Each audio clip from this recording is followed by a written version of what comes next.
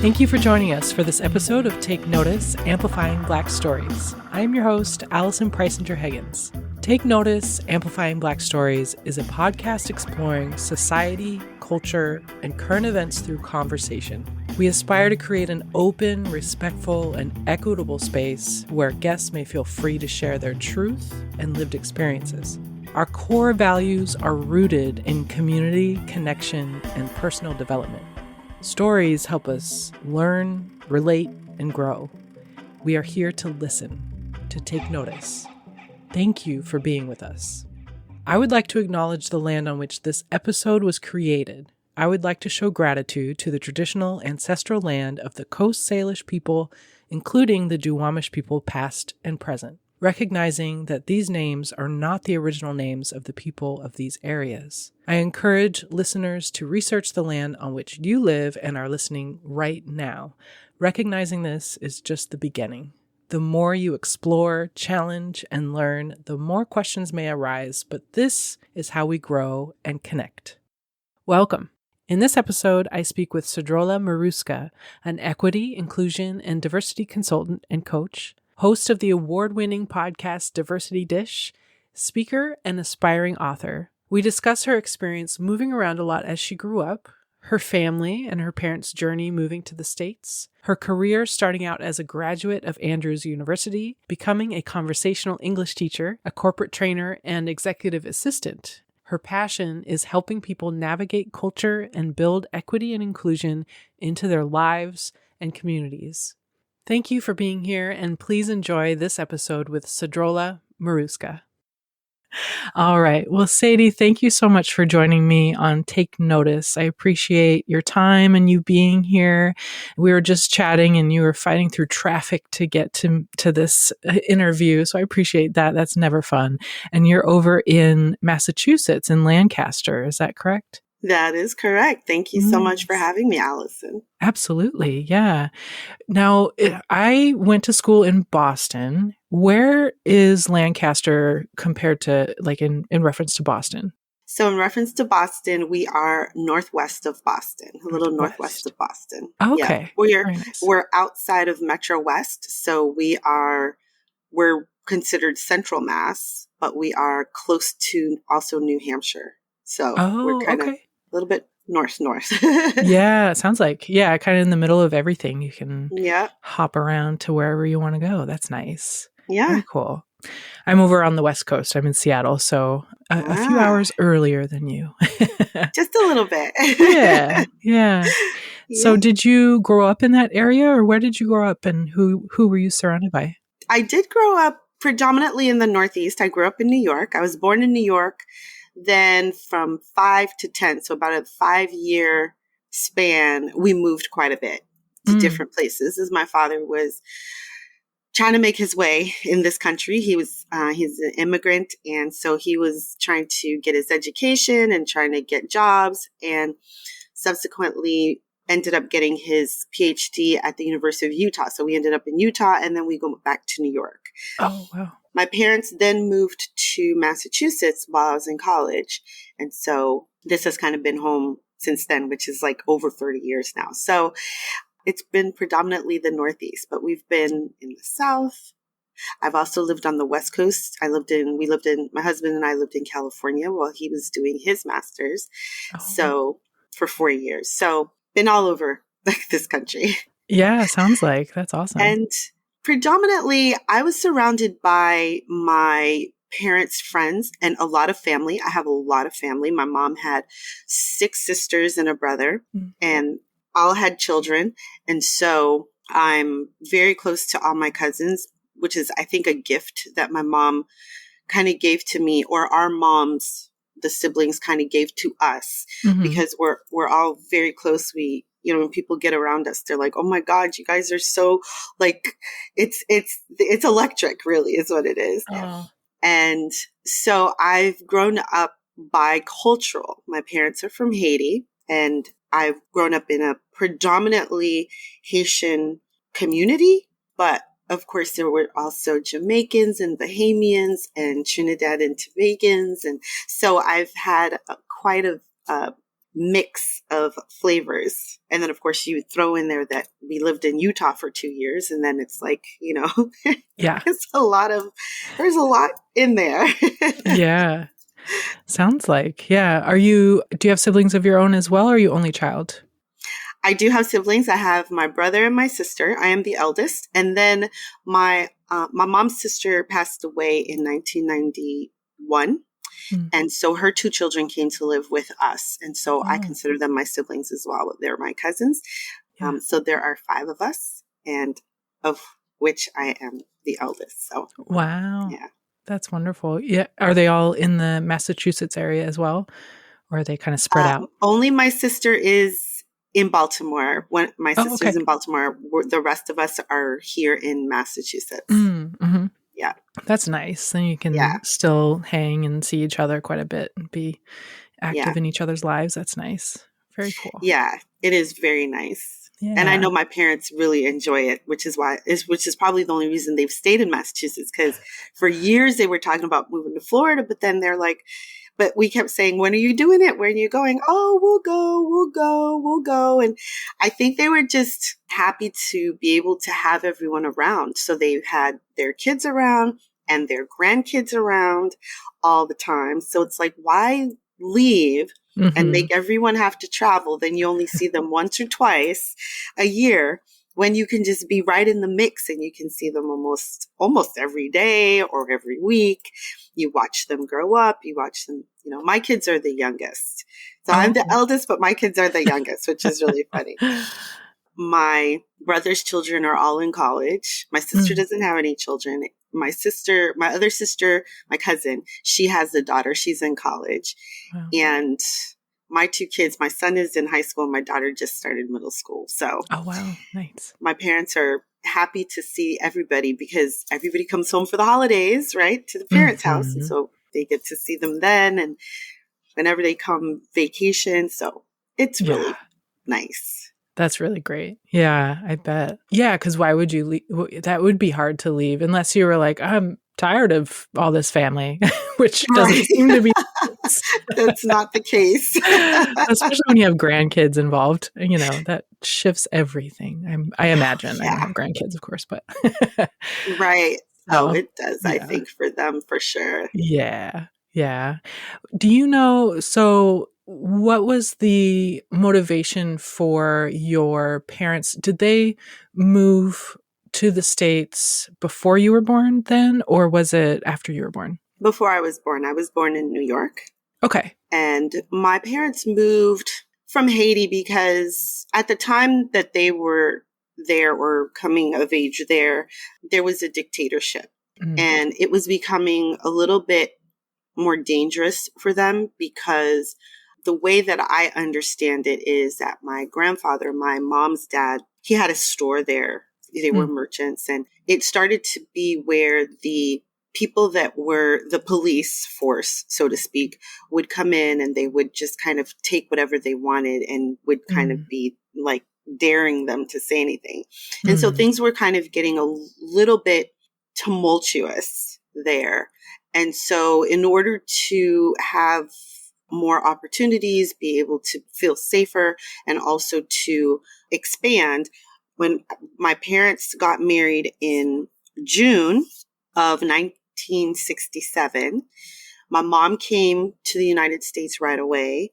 My dad came in January of 1968, and I came along in September of 68. So they wasted no time.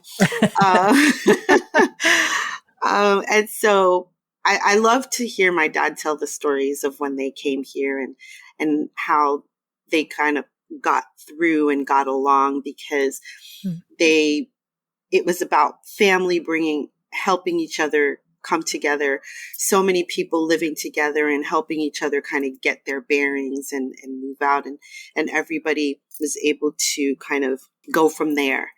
And, my mom was 20 going on 21 when she had me. And my dad was 25 going 26. Right. So they were young. Yeah. And so they essentially grew up here in this country as well. So yeah. That's a good point. Yeah. When they came here, so were some of their family already here in the States, or so they could connect and have Yes. kind of a So foundation? my Yeah. mom's brother, Mm-hmm. so he was the eldest, and he had already been here for a few years. My mom's uncle and aunt and uncle and their family, they were here already also. So they kind of helped them all have a place to stay, able to help them navigate a whole new country. I don't think people really understand the impact or the gravitas, what it takes for someone to leave their country of origin, language, culture, and everything, to go to a totally new country where you do not speak the language. And all of a sudden you're seeing things that you'd only seen maybe in a movie that you might have seen once or twice, telephones, moving stairs. To hear my dad tell it is really interesting. But all these things were brand new. And payphones, that was something. Like when my dad arrived in this country. He's at the airport and he had to make a call. And he didn't know how to use the payphone. So he stood there and he watched someone else and tried to figure it out. And it wouldn't work for him because he didn't understand the concept, right? Mm-hmm. Because having a phone wasn't something that everybody had in their house, let alone a payphone. Right. So, wow. When I see people come to this country, immigrants who don't know the language and who are really working hard, just trying to get going, I really give them a lot of credit, because it's not an easy thing to do. And it really takes gumption, and you really have to want to do and to move forward in the new country that you found yourself in, Mm-hmm. And so that's what they did. And luckily for them, they were young enough that they were like, okay, well, what are we going to do? They learned how to drive in their 20s. They learned how to use phones. They learned how to take the bus and take the train, and they learned how to just navigate a whole new country, go to school in a whole new language that you're learning as you're trying to also do your classes. So wow, it's really interesting to hear, and when you think about it, it really is something to be in awe of. Yeah, absolutely. If I put myself in those shoes and think about if I had to, man, I couldn't even I can't even imagine, because wow. Yeah. And the additional layer of the danger that they were in to have to leave as well is a whole nother thing. So yeah, that's very interesting and really amazing. And to go to school, I mean, I'm just thinking about that. Going to college is hard enough. Right.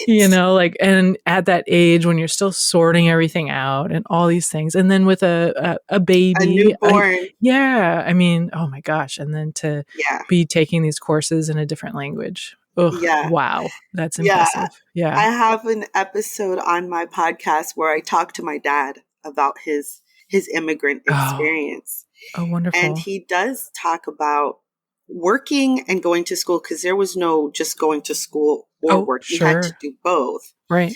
And studying the book with a dictionary, right? So you're reading the book and you're using the dictionary to understand the words that you're reading, the bigger words, the words that you've not heard before, and then working towards the test. And he tells a story about how in his country, in Haiti, when you took a test, there was no multiple choice. It was paragraphs. You had to understand the information so that you could answer the question in a paragraph, really flesh it out. Mm-hmm. So he's taking this class, and the first test, he knows the test is coming on. So he's studying and he's using his dictionary, going through the book and all of this. And then he gets to the class and it's a multiple choice test. Wow. And he has no idea what he's supposed to do. Oh, wow. And so afterwards, he had a friend go with him and talk to the teacher because there was still language barrier. He was still learning English, and explain to the teacher, this type of test doesn't make sense to me. I don't understand how to do this type of test. And thankfully the teacher was amenable to this, and he was probably ahead of his time, because I always think of inclusion here, or equity at this point, right? Right. Equity is helping someone achieve by giving them what they need. So what he said was, okay, that's fine. I will create a test for you where you need to do, paragraph answers. So he created a test for him where he needed to answer in the way that he was familiar with and that he was able to do. And so that's how he was able to get through that class. The professor allowed him to do that every time. Oh, wow. There was a test. Because, of course, if you consider multiple choice is very cultural.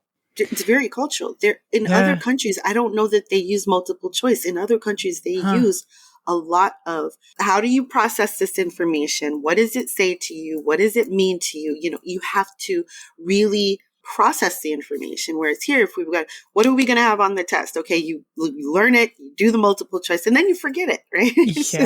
Yeah. Doesn't absorb the same way at all. Yeah. That's a good point. I don't think I ever thought about it in that way. But yeah, that makes a lot of sense. And if you've never seen that before. Format. And I was like, really? Hard. I've never seen it before. So it was, I didn't know what to do with it. Yeah. So my father's a brilliant man. He went all the way to, he got his PhD in this country. Oh, wow. Nice. In education. Okay. That was my next question. Yeah. In education. Very, very cool. Yeah. What did he end up doing with that doctorate, or with his career, I suppose? Yes, he was the principal. Well, he was the founding principal of a school, an elementary school. Oh, yeah. And then he subsequently became a professor, a college professor. Oh, nice. And he was teaching educational psychology, and he was also teaching French classes. So. Oh, wow. Nice. Yeah. In Massachusetts, or? Yep, Massachusetts. Very cool. What did your mother do when you were growing up? So my mother got her master's in accounting. Oh, wow. And she did that not because she was excited about accounting, but I think it was because it helped her to be a better entrepreneur. So my mom was always involved with one or another type of a business, and she always made it work. Like she always got the car. She always got the perks, all those things. And then she branched out on her own and started to, like, she'd buy things at a discount. This was before eBay was a thing, right? She'd buy things at a discount and then sell them at a profit, to other people. And like my mom is really good at what she does. She could sell you the shirt off your back. And you'd be like, really? Yes, I want to buy it. That's amazing. She's awesome. So my mom made a lot of sacrifices as we were growing up. One was that she did not learn to speak English until later because she wanted us to speak French. So she spoke French to us only. My father, on the other hand, would speak to us in English because he was trying to learn English. And so we could help him with English because we were learning in English. But when I went to school, when I started kindergarten, I did not speak English. I spoke only French. And so I learned English in school, but I think in English. Oh, okay. So she made, I think that's one of the sacrifices she made, for us, is she has a much stronger accent than my father does. And I think sometimes it takes her a little longer to process what is being said, but my mom is brilliant anyway, so she's gonna get it. And she also waited until my father had done his studies for her to go and do her studies and, finish. I think my mom graduated when I was in high school. Okay. Right. My dad graduated when he got his PhD. He didn't go to graduation, but he got his PhD. He successfully got his PhD when I was in middle school. And then my mom subsequently got her master's when I was in college. Oh, okay. High school, college. Yeah. Yeah. But she had gone to school a little bit. She had, gotten her bachelor's and everything. So, yeah, she made some sacrifices for the greater good, so to speak. yeah, for the family and yeah. Oh, wow. That's wonderful. And yeah, I mean, it definitely, I guess that's the thing with family is you sacrifice when you need to, and especially with everything that they went through to get to the States and to get acclimated and all that. So, yeah. And your dad went to college in Utah. Is that what you were saying? That's where he did his PhD at the University of Utah. Oh, okay. Yep. Okay. So that's when you lived there. He started in the City College, New York. Oh, okay. Yeah. And then he got his master's at Andrews University in Michigan, which is where I got my bachelor's. And then he got his PhD from the University of Utah. Wow. Very cool. So you just mentioned where you went to college, and that is in Massachusetts. Michigan. Catch you? Michigan. Okay. Oh, so you lived in Michigan as well. Okay. We did live in Michigan while my dad was doing his master's. We lived there for 2 years, I think. Wow. I was kindergarten. Okay. And maybe first grade there. Yeah. So that's when you were first starting to learn English in school and all that stuff. Yep. Yeah. Do you have a sense of how moving around affected you versus, I guess, how would you know any different? Because that's what you did. But when you were like meeting new friends or things like that, was that ever a thing when you were moving around? I had my brother. My brother is only 2 years younger than me. And so moving around was never a problem because I always had my brother. And it was always an adventure. At that age, it's always an adventure. You're like 5 through 10. It's like, oh, great. Where are we going now? Yeah. Look it up on the map. Oh my goodness. It's so far. Because all of our family was on the East Coast. They were mostly in New York and no one had moved to Florida yet. Now they're in New York and Florida. I've got family in Texas. I've got family everywhere, and everybody's kind of, doing their thing. But then everybody was in New York. And so it was always a thing to try to go back to New York to see family. But it was like, oh, where are we going now? It was always a fun adventure. And because my brother was my friend and he was going with me, it was never a big deal to move because he had to go. Yeah. He had to go too. You're in it together. Yeah. That's right. Yeah, it's all about the approach, I imagine. And if you're ending up moving every couple years or this or that, it just becomes normal and a fun adventure. That sounds fun. Good. I actually think the moving around really helped with. I'm a big advocate for travel.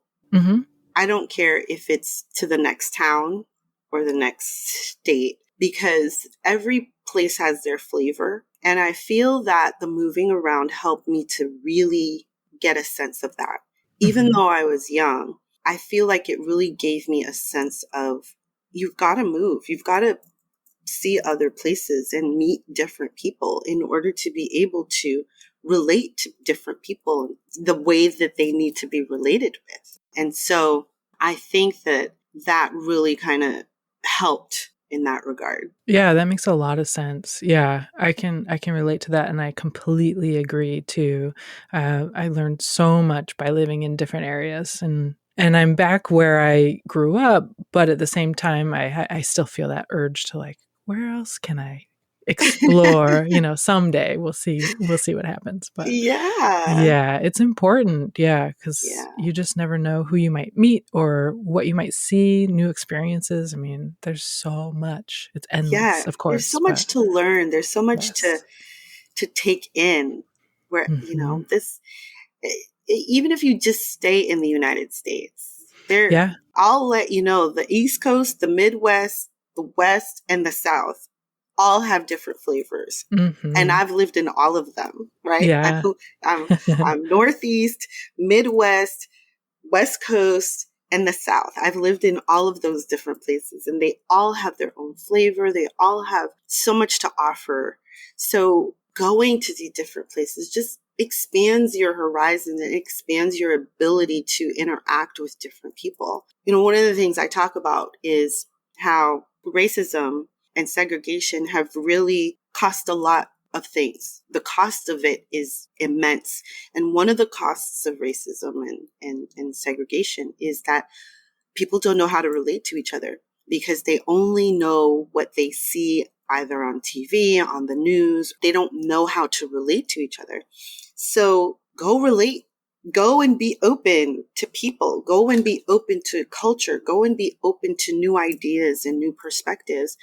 And that will help you to truly be someone who is anti-racist, because then all the other stuff will never make sense to you. You're like, why do people do that? Right? Why do they act that way? Like, why do they act that way with those people? Like, those people are people, right? It's because when you stay too sheltered, you stay too close-minded, then you don't allow for there to be difference in opinion, difference in anything, really. You just, if it's not the way you're used to it, then it's wrong or it's bad or it's not.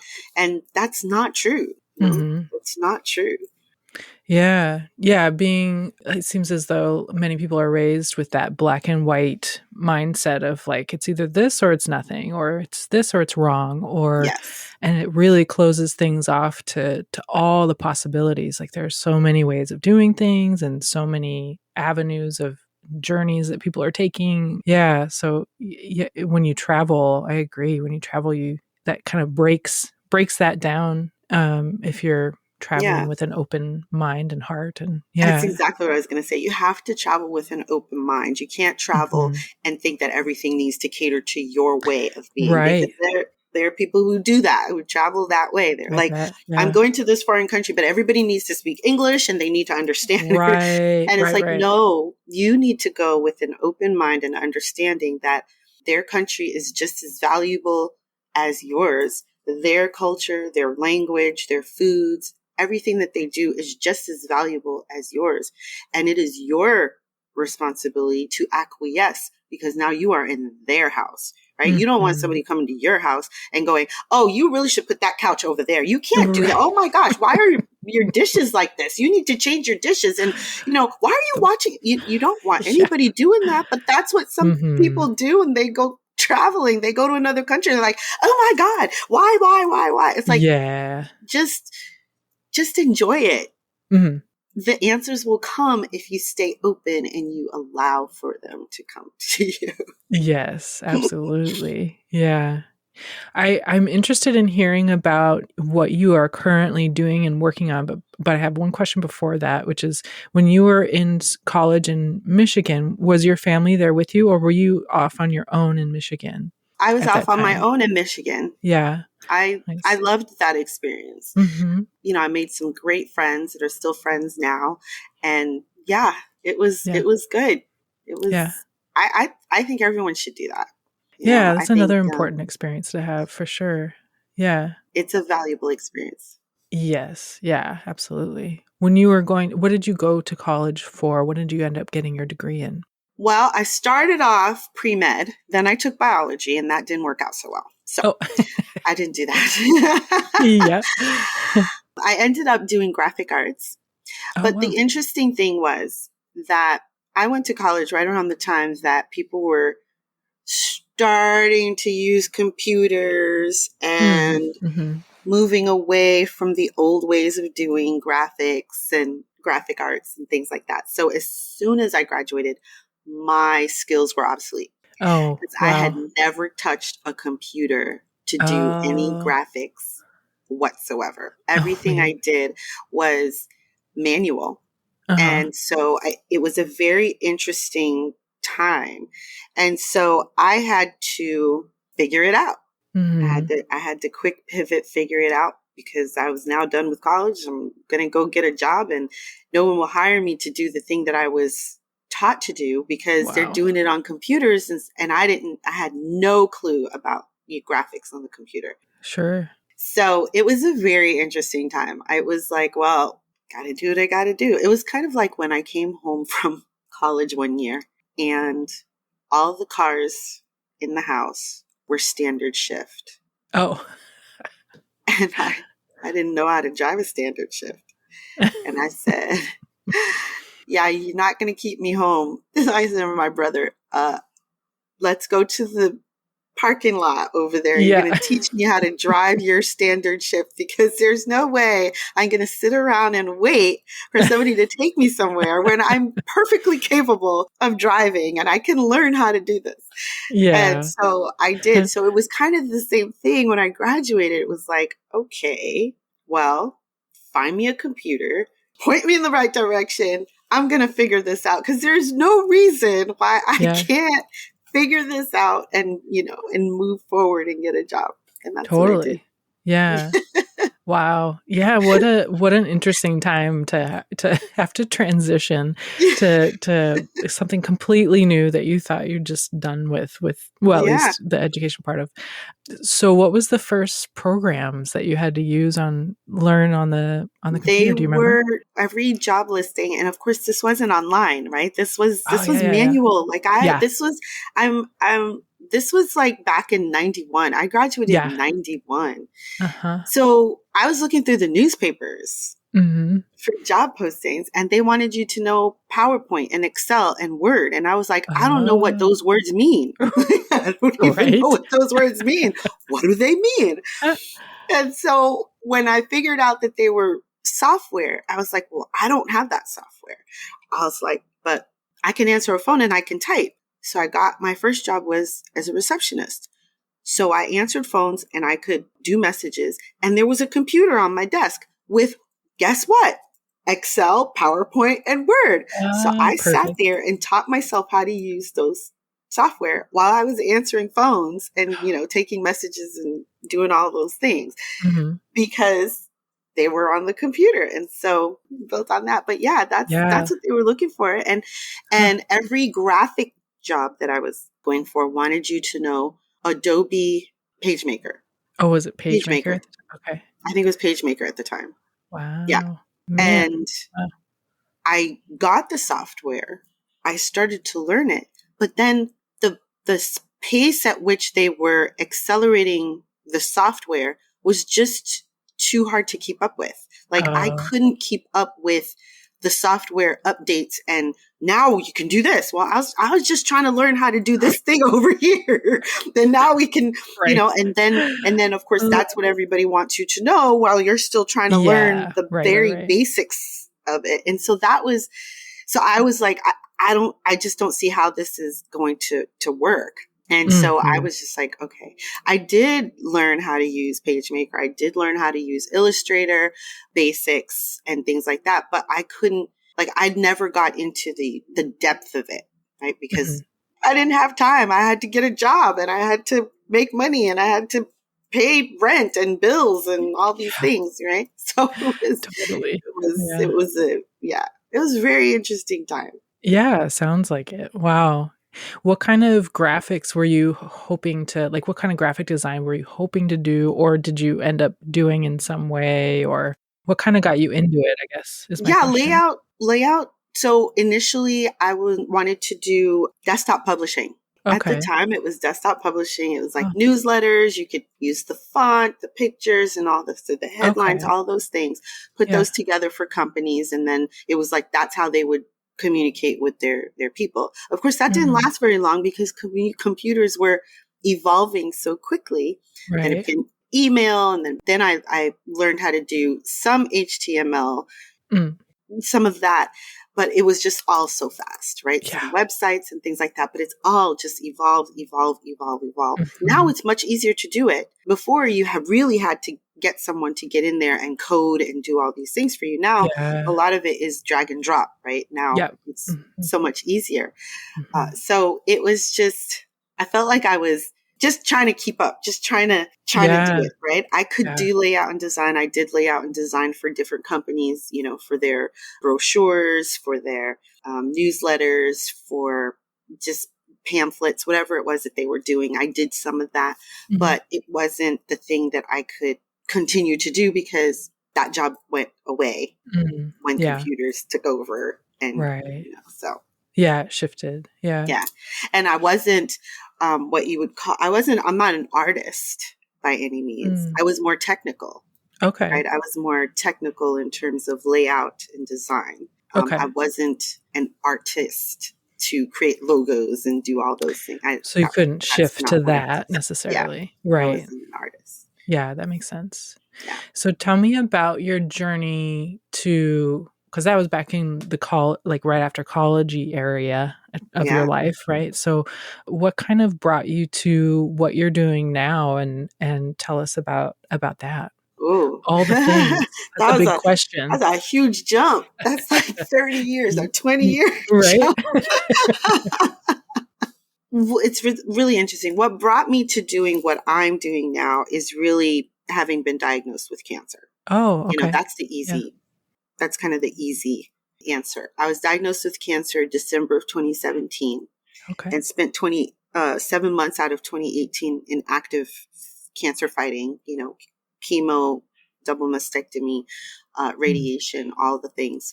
And then it was during that time that I was just like, of course, self-examining, because while I was in the doctor's office, you know, the question that came up was like, what are you doing with your life? Are you doing what you thought you would be doing? Are you making the difference you thought you'd make? And the answer was like, no.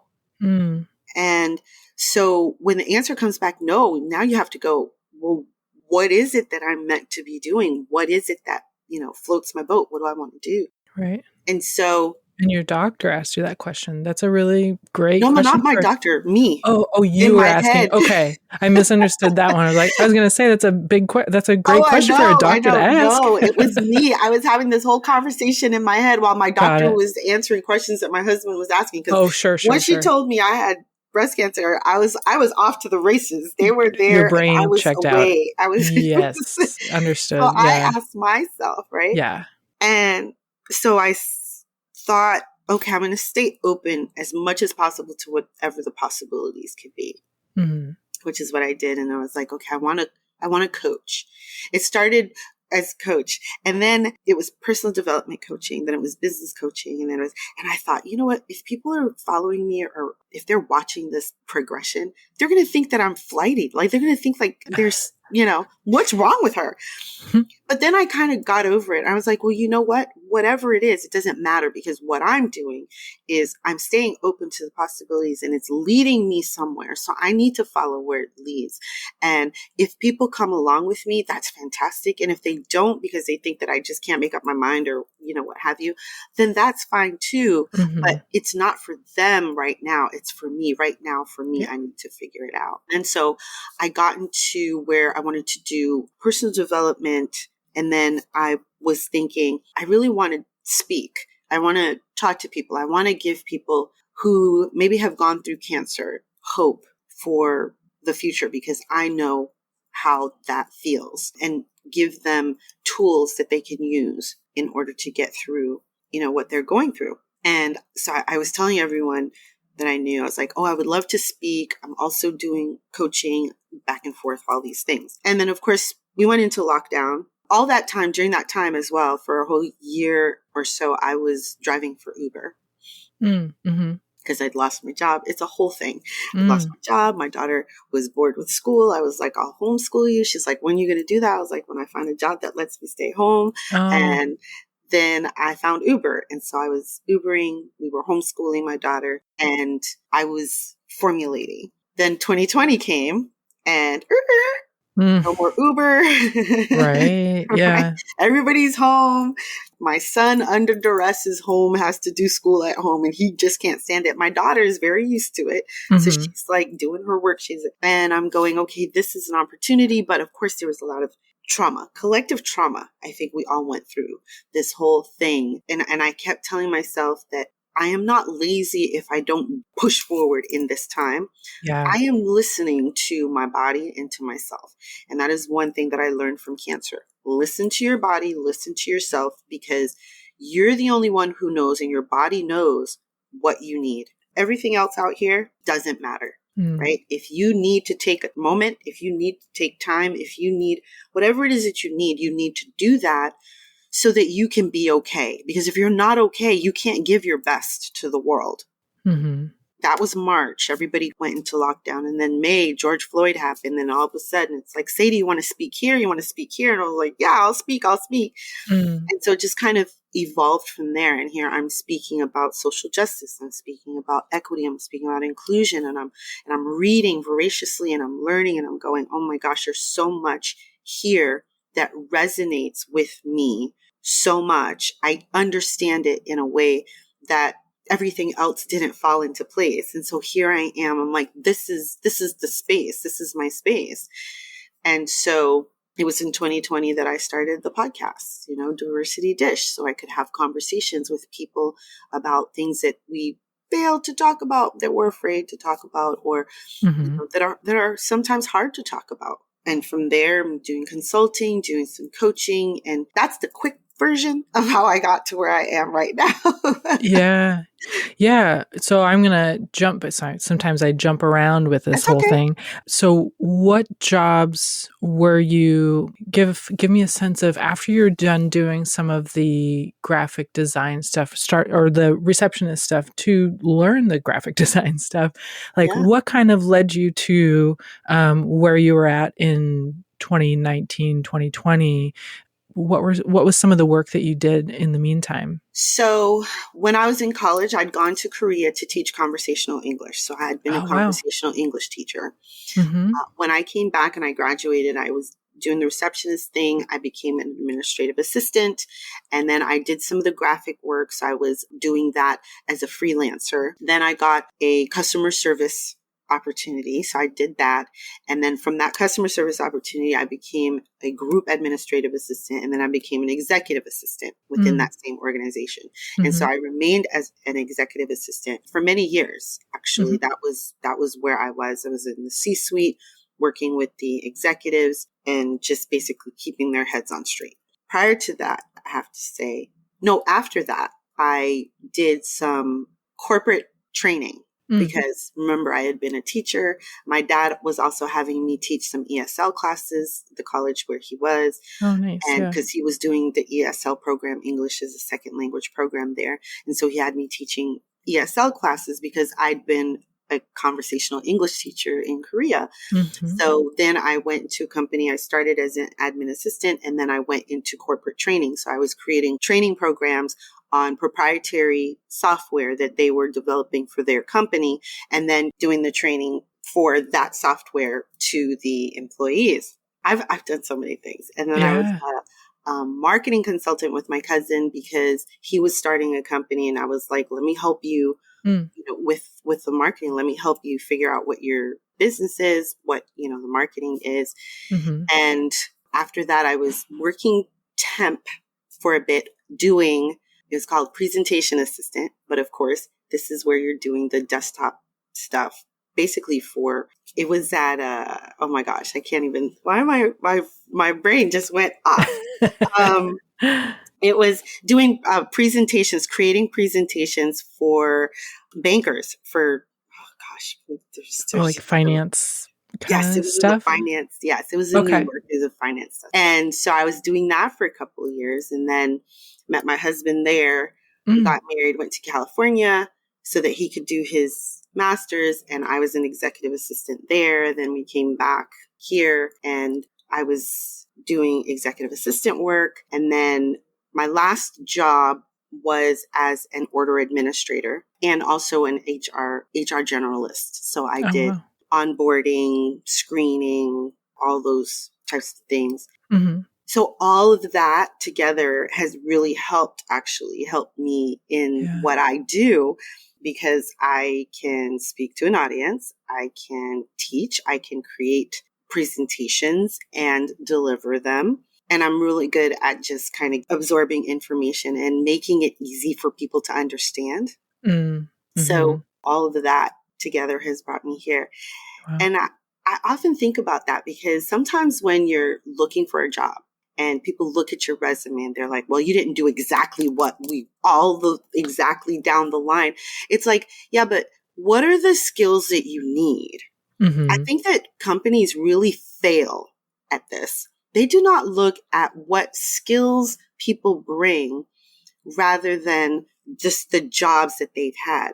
Right. Look at the jobs that they've had. What are the skills that they needed? Did they need customer service skills and they're going for a position that needs customer service? Maybe it's not exactly that job title that they had or exactly those same responsibilities, but what can be translated into the position you're looking for? And I think that, I know this is probably going to sound really bad, but I think that HR has gotten really lazy because they are the gatekeepers. And I think that they've gotten a little lazy. And I think that it perpetuates the lack of diversity within an organization because I think that they fail to look at those skills. They fail to look at skill set. They go by, well, how many years of experience do you have in this particular thing? And how many years of education do you have in this particular thing? And if you don't have that, then we don't need you. But someone who has all of that may not have the other skills, the management skills, the leadership skills, the interpersonal skills, the communication skills that you're looking for. And that person that you threw away, that you poo-pooed because they didn't have all of those things that you said that you wanted, they might have had those interpersonal skills. They might have had that leadership qualities. They might have had those things that would make that person really great in that position. And all they needed was a chance for you to say, okay, we're going to train you on some of this other stuff and then have at it. Use all of those qualities that you have. But, I also want to say that HR has a very hard job, right? They have a really hard job in that they have to screen so many people. But I think that it's really important that companies start to look at people in that way because there are a lot of people that do not get the opportunities because they don't look a certain way on paper. And there are ways to figure out if that person has the qualities that do not translate on paper, but that can be used within a position. And it all comes down to, inclusion and equity, which is what I do. Yeah, absolutely. I just think that there's so many opportunities that are missed because now you've got machine screening resume, which is even more dire to me because a machine, a software it only knows what you tell it. Right. Yeah, it's not going to be able to pick up on somebody's personality or character or pick up on nuance. It only knows what you tell it. Okay, if someone doesn't have these keywords in their resume, then we're shifting, we're throwing it away. I mean, to me, it blows my mind. It's like, seriously, this is making things worse, I think. Yeah. Yeah, I know many people who have been affected by, they don't have on paper, it doesn't look like they would qualify. But if you met with them, you talk to them, they have all the potential in the world to learn whatever nitpicky things you want them to learn. Exactly. But they're an amazing human and would be able to do this job really well or have a whole cool career with whatever is kind of just something that they can't get their foot into, So yeah, definitely. Absolutely. Yeah. You said that you lost your job and then you started Uber driving. Are you comfortable sharing that transition? Like what happened with the job? Was it just like a layoff kind of thing and then you had to figure something else out? Yeah. It was a layoff. I've been laid off so many times. And honestly, every time someone's laying me off, they are so sad about it. But imagine. I've been laid off so many times. I keep telling myself that that's because I'm not meant to be in an office. I'm meant to be in front of people. I'm meant to do something different. And I need to, it's like you keep doing the same thing and you're getting the same results and it's working out. And then you get laid off. You're like, but this was supposed to last a little bit longer. Right. And it doesn't because that's not where you're supposed to be. And it's just kind of like, okay, you have to find where you're supposed to be, where then it just kind of all clicks and it all kind of works. And I think that's where I am now. I'm still looking to find my footing in terms of being able to. I was just having lunch today with someone and she was like, I'm tired. I was like, I get it. I'm tired too. The sourcing, when you're working for yourself and you're working on your own and you really, you're passionate about it, but you have to go out and you have to go get and you have to go pull and you have to go network. Yes. You have to do this and you have to, oh my gosh, it's a lot. And people, Yeah. I don't think people often understand that. It's a lot. And so it's like, oh, I'm so tired. Just, I need a little bit of a break. Yeah. So, Understandably. It is yeah. a lot. It is, it's not the It's not for the stability faint of of heart. going into the office and being like, all right, here's the stuff I got to do today. It's so much energy going out when you're Yes. doing your own stuff. It's worth it, but whew, it's a lot. Yeah. Yeah. Yeah. And Absolutely. it's so interesting because I've noticed this with personally too. Like it seems as though on your journey of careers or whatever it is that at times a lot of people go through this like winding path where it's like, what am I doing? Like you just don't quite know how the pieces go together Yeah. in the moment. But then Yeah. once you get to a certain point, you're like, Yeah. oh, light bulb, like this, Yeah. I have these skills of graphic design for you and customer service and speaking in front of people, teaching, and all these things coming together and the puzzle Yeah. pieces coming together so that you can do what feels the most grounding and Yeah. purposeful for you at a certain point. So it's just this whole windy journey that Yeah. eventually makes sense. Eventually makes sense. So, You know what I think? I think it's because we ask 17-year-old kids to know what they want to do for the rest of their lives. yeah. I'm like, I'm really encouraging my son to take a gap year. I Nice. really want, he's a junior right now. Mhm. I'm like, just apply to schools, get accepted, and then take the gap year. Yeah. Because you can do that. You can defer for a year your acceptance. Take a gap year and go explore. You've got family in so many different places. I would encourage you to go 1 or 2 months to different places and just hang out in different regions, right? Mm-hmm. And just see what speaks to you. Because at Yeah. 17 years old, you have not lived enough to know what you want to do for the rest of your life. Now, granted, there are some people who do. Yeah. But they are the minority. They Right. are a small, they are not the norm, right? Right. Most People kids, change their minds so many so times. many times. So like, Mhm.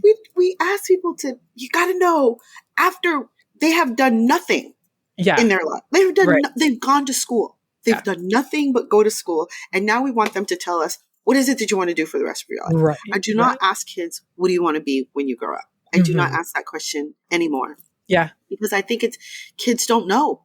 No. They don't know enough to know what they want to do for the rest of their lives. Yeah. Too big a question. I don't even know what I want to do. Right? I know. It took me forever to know. I'm 54 years old and I'm just now figuring it out. So Yeah. how do you ask a 10-year-old, a 12-year-old, a 17-year-old to know what they want to do for the rest of their lives? It's like, I don't know. I'm going to give you an answer that you're going to think sounds really good. And then you'll leave me alone. Totally. And then I'm going to go off and kind of just, bang my head up against the wall over here because I really don't know what I'm. Yeah, because it kind of presents as the expectation that there should be one thing instead of being open to multiple and a whole lovely journey of possibilities. Exactly. Yeah. Yeah, that's a good point. Yes. When you're speaking, you're doing speaking engagements and you have your podcast. And what else do you have going on right now? Right now, that's all I've got going on, and that's kind of all and also coaching. Okay. Oh, right. I want to coach business leaders to help them I want to help them to understand where they are on their journey with equity and inclusion so that they can have the confidence to bring that to their teams. I find that a lot of business leaders, it's come down, okay, we have to be more equitable, we have to be more inclusive, and they have no idea where to start, what that means, like, how do I do that? Yeah. But they also feel this huge burden of, well, I can't say that. I can't say that I don't know. I can't say that I am, right? So now there's this angst and they're just this all tied up. And what I want to do is untie them and say, look, take one step at a time. First, let's figure you out. You need to figure out what that means to you, how it feels to you, and how you relate to it. Then once you do that, it becomes more comfortable for you to then begin to speak to someone else about it, to bring it to your team, and to ask your team to be reflective on their journey in terms of what it means to them, rather than just going in and saying, okay, these are some of the things that we're going to do, this, and this, and you have no clue if it's going to work or not. It just sounds good. Yeah. Right. Right. So my coaching is more of it's one-on-one. I always do it one-on-one because it can kick up some uncomfortable conversations. And I want people to be able to have those conversations because they need to have them with someone that they trust. Hopefully they're trusting me or someone that they trust. And we're going through this and kind of figuring it out as we go, and then giving tools and building the confidence, because that will build the confidence. Once you start to realize where you stand with it, it builds your confidence, because then you can go out and say, well, this is what I found for me. Maybe this will help you, right? Kind of thing. Yeah. And the more, I guess, just like anything else, the more you practice having those difficult conversations, the easier it gets. And to have it initially be able to have the space to speak with someone that you trust is very important. Yeah, that's important work that you're doing. That's really awesome. Oh, thank you. Are you mostly doing talks in your area in Massachusetts, or have you? I'm open to doing talks anywhere. Yeah. Because, Perfect. travel. Yes. Yeah. Yes, I'm open to doing talks anywhere. So I do talk about my journey a little bit in more detail than I did here. I do talk about my journey, but I also talk about the importance of equity, why equity is important, how business leaders can use equity to leverage a better team, how they can also learn to use their weaknesses to leverage a better team, right? I talk about the importance of non-performative diversity. So making it real and tangible, because the benefits that companies are looking for when it comes to diversity, you don't get them if you're performative. You get them when you've created an environment that is equitable and inclusive. Then you get this diversity that is engaged and that is creative, because they're allowed to be in that space and they know that. And so it's a very different mindset than we have to get the numbers. I'm not a proponent of numbers. Yes, you have to count the numbers, but I'm not a proponent of making that your goal, because you get them in, they'll leave. You're going to have to get them in again, and then they'll leave. Yeah. We want to get them in, and we want them to be excited about being there and stay.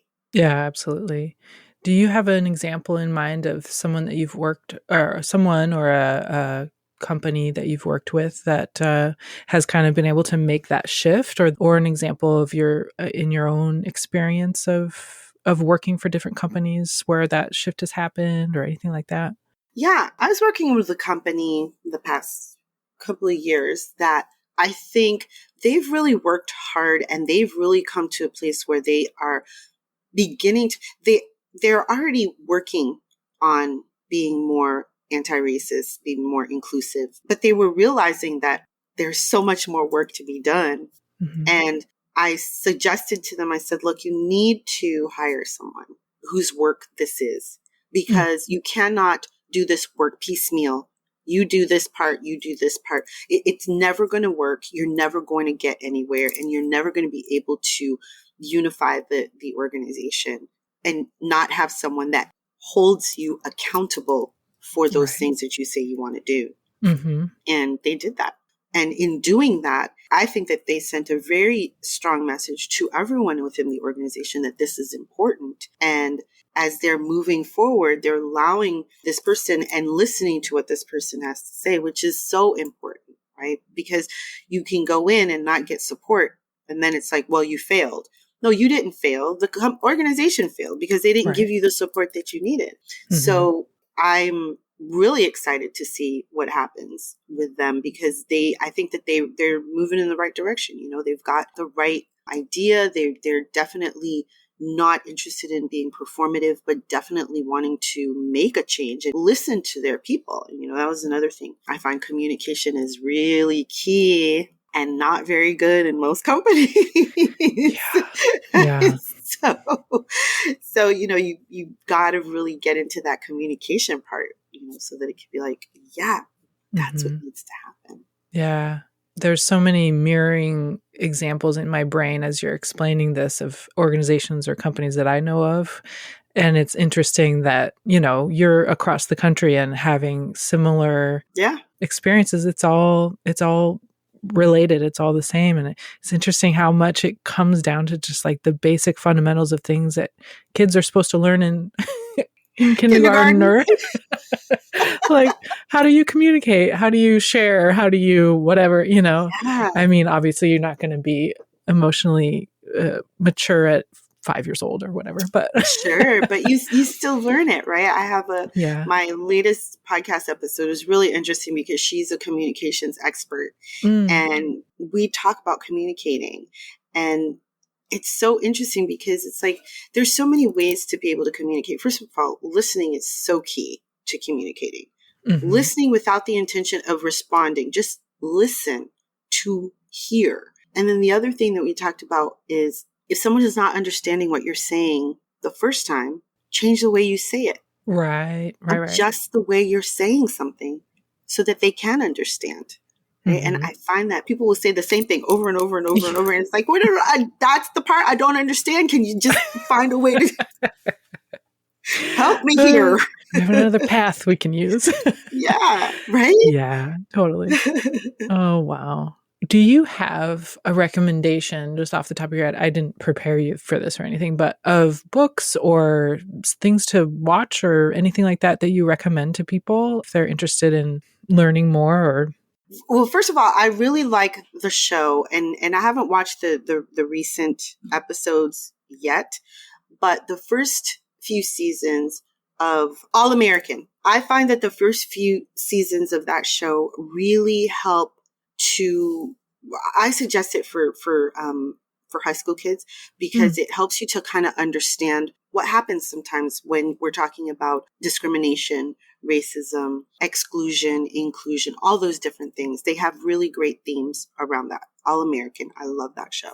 A book that I would recommend is, I'm pretty sure everyone's kind of heard of How to Be an Anti-Racist by Ibram Kendi, but there's also Hood Feminism, which is great, which is by Mickey Kendall. I'm looking at my library over here. Nice. Mickey Kendall.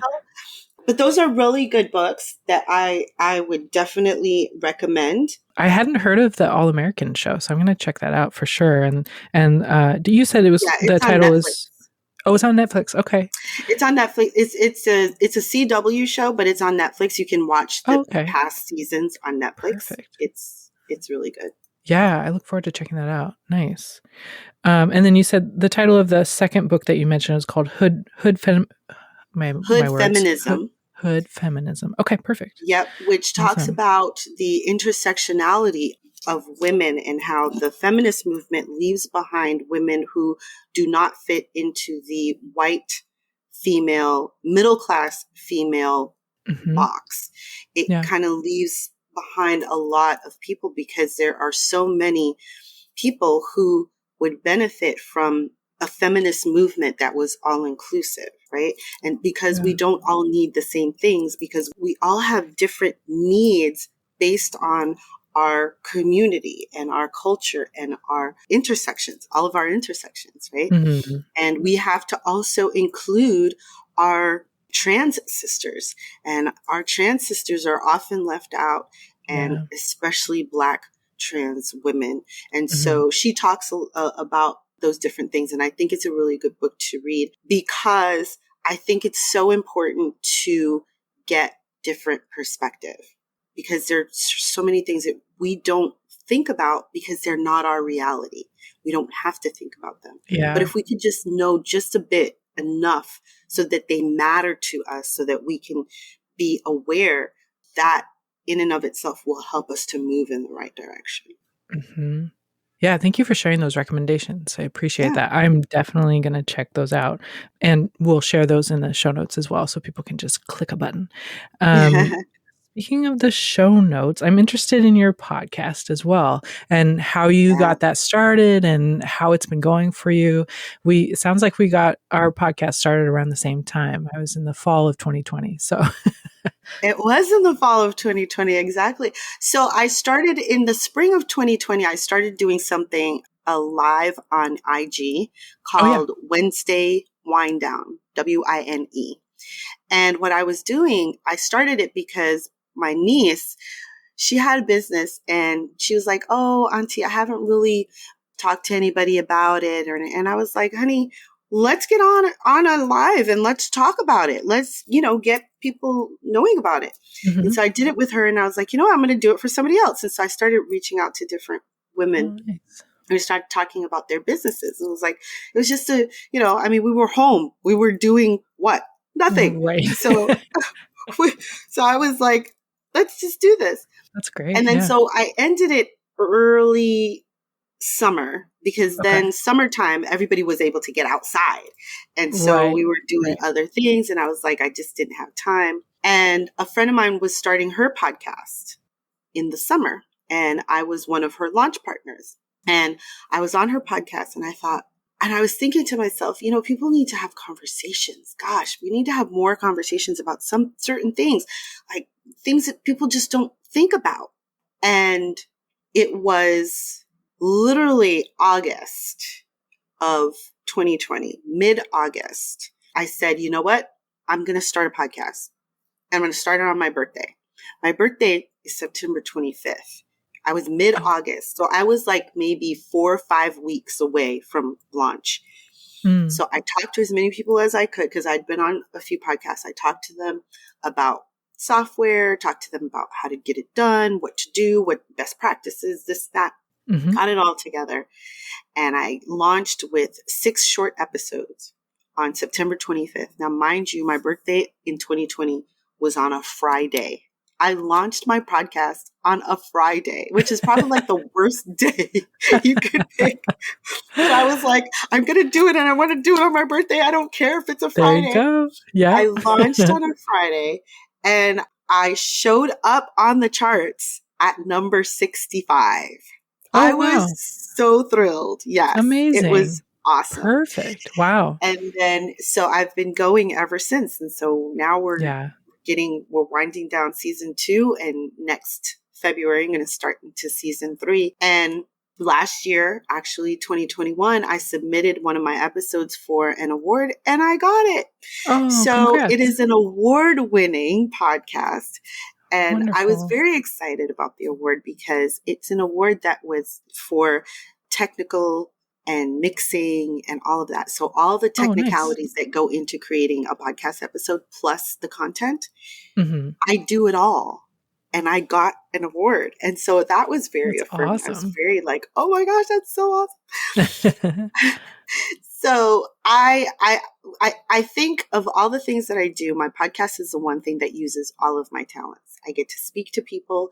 I get to make things easy to understand. I get to do the graphics. I get to do the mixing. I feel like it uses a lot of my talents and I just love doing it. So it's going to be around for a little bit. That's awesome. Yeah. That's wonderful. And I've had some amazing guests. Amazing guests that have been so forthcoming with their stories and with suggestions and their expertise. And so it's been a really great journey. Sounds like it. That's awesome. Very cool. Yeah. Congratulations on the award. Yeah, thanks. Remind me again, it's called Diversity Dish. Is that correct? Diversity Dish. And it's everywhere you listen to podcasts. It's everywhere. Nice. Yeah. So if you put it into Google, because I did the other day, I was like, oh shoot, my website, my podcast, everything on pops iTunes, up. Apple, on Yahoo, everywhere. It's like, oh yay. Perfect. Yeah. That's awesome. That's nice when that happens because it's not like in the second page or something. No, it's right there. Yeah. That's great. Well, I have one last question for you. I've kept you longer than I said at the beginning. And so I appreciate you hanging out. And speaking of amazing guests, like you're one of the amazing guests that I've gotten to speak with for my podcast. You. That's one of my most favorite things about this whole thing. So thank you for spending time with me today. But I have one question left for you. Who or what would you say has been one of the biggest influences for you, either in your career or just in life in general? Always the same answer, and it's my dad. My dad is definitely one of the biggest influences for me because I find him to be just an incredible human. And so I go from my dad and I go to my parents, the two of them together, that they have evolved together in this new country. They made their way and they're still here for us and continuing to always evolve and to learn. And that is something that I have gained for sure from them, is that need and that desire to always evolve, always to learn, always stay open to what the possibilities are, always stay open to where the information is coming from, and always dig into it, always ask the questions. You know, my dad is a professor. He was always think about it. Ask the questions. You remember, you got to do the paragraph, right? not the multiple choice. Yes. Oh yeah. Put the time into it. Yeah. Yeah. Wonderful. Yeah, thanks for sharing that. That's wonderful. Yeah. Is there anything that we missed, or any spot that you want to direct people to support you, or anyone else that you'd like to mention? Yeah, I would love for people to find me. I'm diversitydish.com. And I would love to come speak at your event, your groups, your employee resource groups, your conferences. I'm ready to go. So I would love that. Perfect. Wonderful. Well, thank you again for joining me today. This has been awesome. And I look forward to following what you have on the horizon. Speaking of, what's something that you're super excited about coming up? Your third season is coming up. Anything else? My third season is coming up in February. I'm winding down this season. I usually end in November, so I don't have to think about it December and January. Yeah. So I'm coming up to that. And I actually had a great keynote a couple of weeks ago. And so I was really excited about that. That was something that was taking up my brain space, and that worked out really well. And right now I'm just, I'm looking forward to the possibilities. I'm working on a new project, but I don't want to put it out there yet. I'm just kind of going to hold it close for now, but I am working on a new project, and I will let everyone know about it soon. Nice. I look forward to when you're ready to share that. That's awesome. Wonderful. Thank you. Thank you again for joining me, Sadie. And I will be following you, and I look forward to sharing this conversation with folks. Thank you. I really appreciate being here. It's been fun.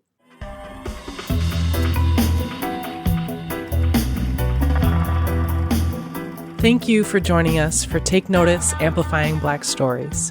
Connect with us on social media. We are at Take Notice Podcast. You can also find us at www.takenoticepodcast.org. And if you're interested in being a guest, please reach out. You can email us at takenoticepodcast@gmail.com. Take Notice, Amplifying Black Stories is produced, hosted, and edited by Allison Preisinger-Heggins. Music by Version Big 5 featuring Darius Heggins. Thank you for being with us, and thank you for taking notice.